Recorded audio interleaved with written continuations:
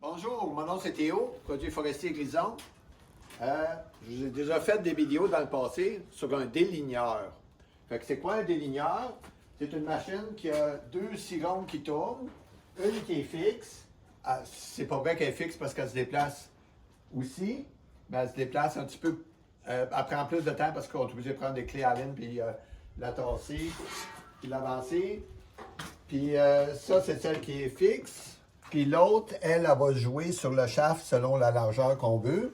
Et sur la règle ici, bien, on la voit à quelle distance qu'on est. Qu'est-ce qu'on fait avec un déligneur? Bien, on déligne. Fait qu'il y a deux, là j'ai pris des petits morceaux courts pour ne pas avoir à manipuler des morceaux de 8 pieds pour vous le montrer. Mais on comprend le principe. Fait que déligner, on peut déligner ces deux côtés. Quand on part avec une croûte, que sur les deux côtés, il y a du faux bois. Fait que si ici, je déligne où sont mes deux lignes, ici, bien, je vais aller récupérer dans ma croûte une planche de 4 pouces. L'autre façon qu'on utilise un déligneur, c'est quand on a un côté qui est déjà beau, qui n'a pas besoin de déligner. Quand on a un côté qui est déjà beau et qu'on n'a pas besoin de déligner, là, on fait juste un côté. Puis là, on va se servir juste une scie pour tourner. Là, je me suis aperçu, à force d'utiliser ce déligneur-là depuis 1 an et demi, un déligneur qui va très bien parce qu'on a la rotation du tapis qui est hydraulique, une vitesse qui est ajustable, qui permet que si je fais du bois qui est plus rebelle, plus épais, bien, je peux accélérer ou ralentir la vitesse. On avance, on est tourneux, puis on recule. Fait que lui, il a vraiment 3 fonctions qui est très efficace selon le type de bois. Quand on fait de la pruche, il va aller moins vite que si je fais du pin blanc ou du sapin. Autre avantage en ayant un déligneur, que la rotation puis l'avancement du bio se fait par un tapis, c'est qu'on peut prendre des belles croûtes que j'appelle, puis faire du déclin comme ça. Je ne sais pas si on peut appeler ça comme ça. Je les amène toutes à la même largeur.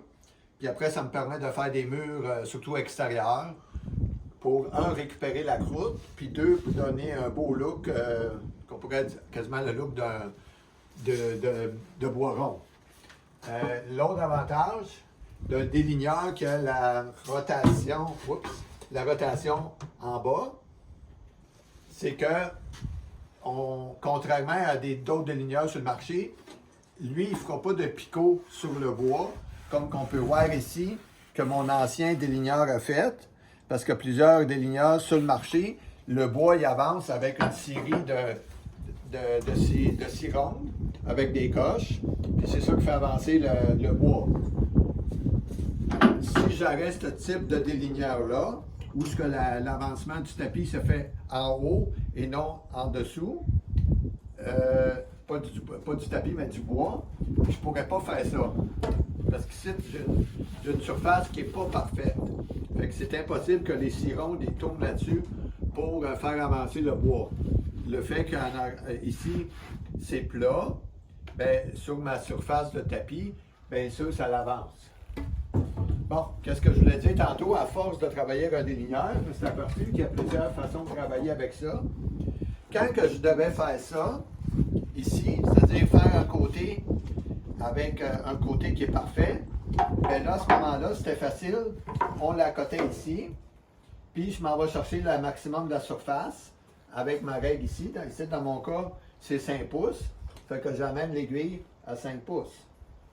Là, je me suis aperçu qu'il y a une autre façon de travailler avec un déligneur, parce que pendant ce temps-là, cette blade-là qui tourne, elle tourne dans le vide. Fait que pour des coupes comme ça, où j'ai juste un côté à faire, maintenant, j'utilise seulement ce côté-là. Fait que lui, il va aller ici. Là, je me suis doublé une règle. Fait que là, lui, je l'ai amené à 4 pouces.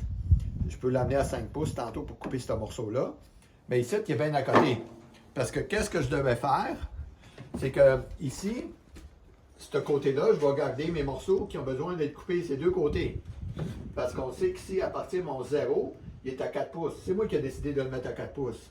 D'origine, il était à 2 pouces. Mais quand je fais des planches qui sont bien larges, bien, forcément, la croûte, le faux bois à aller chercher sur le côté est plus large aussi.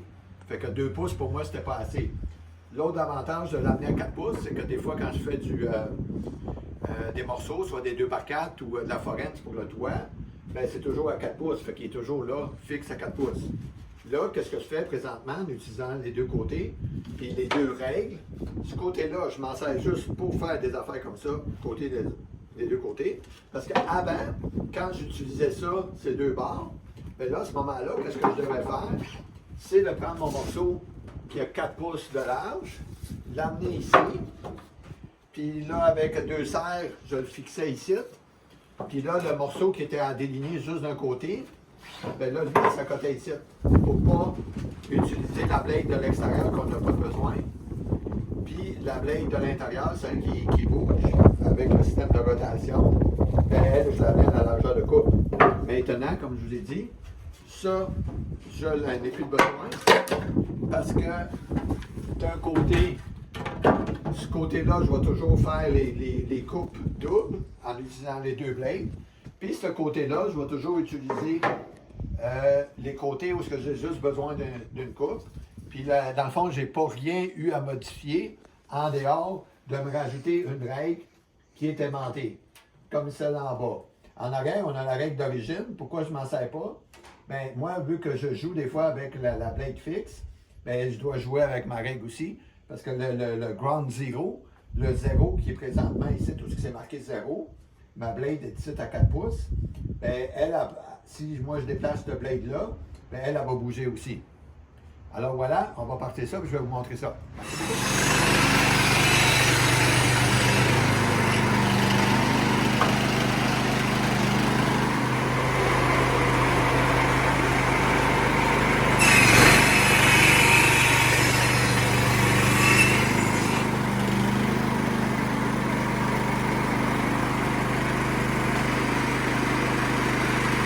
Bon, après avoir passé mes deux morceaux, le résultat il est vraiment parfait. Le premier, je voulais avoir 5 pouces, j'ai 5 pouces. Le deuxième, le maximum que j'ai été capable d'aller chercher, c'est 4 pouces, sans avoir du faux bois. Puis, même que le déligneur a fait une meilleure job que mon œil, parce que moi, j'avais estimé la ligne de coupe, mais lui, ben, il est allé vraiment de la façon parfaite.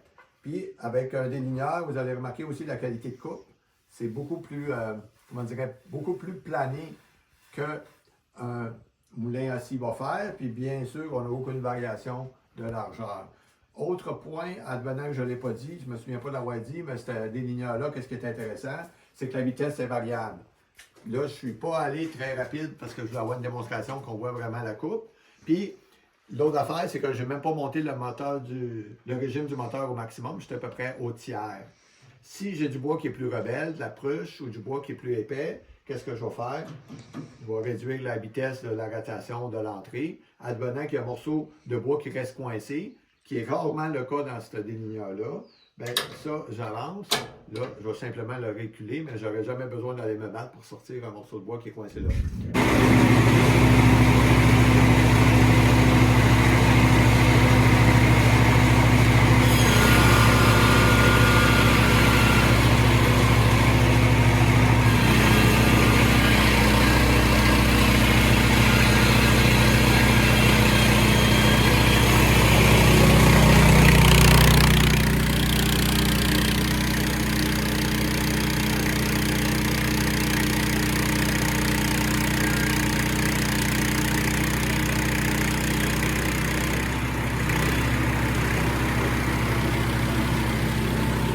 Voilà, l'utilisation d'un déligneur peut être très productif, surtout si vous êtes deux personnes, je pense qu'on s'en est déjà parlé.